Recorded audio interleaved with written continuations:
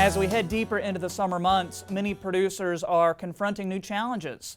You've got pests or troublesome weeds, and you may even be sitting on land you weren't able to plant this year. This week, Bill Dodd is looking into what new challenges are ahead for producers and how best to manage those speed bumps. Bill, what do you have your eye on this week? Thanks, Troy. And it's no secret that with warmer temperatures, troublesome weeds begin to rear their pesky heads. One such problematic species is Scotch thistle. And this invasive plant was first introduced in the United States as an ornamental plant sometime in the 1800s. And this particular species of weed is a super spreader of seeds, with each plant producing up to 40,000 seeds and redistributing them on the ground, perpetually planting round after round. Now, on a personal note, this species has been an adamant adversary in my own backyard. However, this particular weed can cause more problems for ag producers than your average weekend lawn warrior. For instance, the prickly spines can ultimately keep wildlife as well as livestock from grazing, and it's also considered a noxious weed in several Nebraska counties and neighboring states. I recently spoke with Nebraska Extension educator Gary Stone, who had some great advice for putting these pesky weeds in their place. Scotch thistle is I won't say it's a new thistle to the area. It just seems to be one that's showing up more and more. It is originally from Eurasia, so how it got here, who knows? But it's certainly different from the other thistles just by the color of the leaves. The leaves have a bluish gray tinge to them. They're much broader leafed.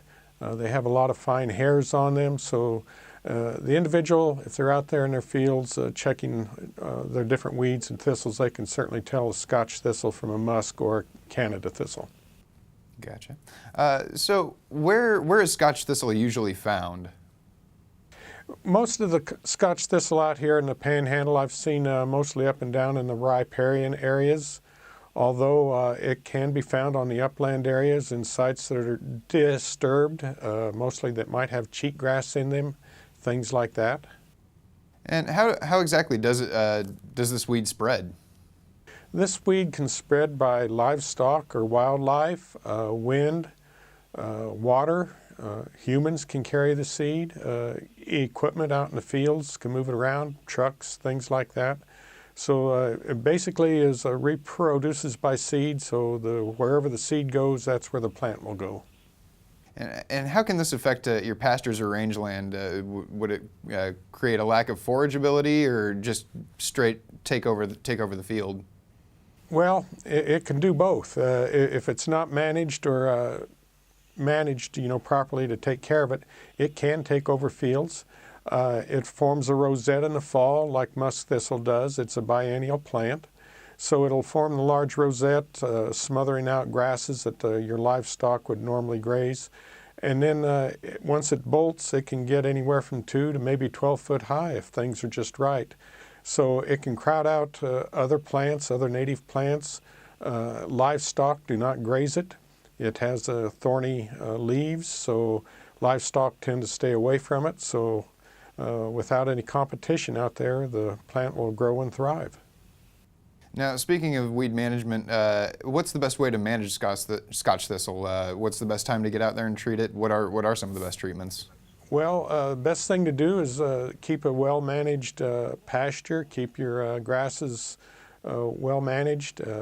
Watch out for different plants come in, like Scotch thistle. When you do see them, if you catch them early, and there's not very many of them, you can certainly take a shovel out there and cut it underneath, down by the ground, and cut that plant off down near the root, and that should take care of it. If you have more plants than that, then the chemical treatment's probably necessary. So products like 2,4-D, dicamba, picloram, aminocloprid will certainly do a very good job on these plants. Another problem for cattle producers this summer will inevitably be flies. There are several species that can have a profound effect on your herd's well-being, whether they're in a confined area or in the pasture. Particularly the housefly, stable fly, face fly, and horn fly will be pests many cattle producers would like to just buzz off. For starters, the horn fly will increase its numbers exponentially throughout the course of the summer, and it's estimated on a national scale that these blood-feeding pests can cost cattle producers up to $1 billion annually due to their effect on the herd.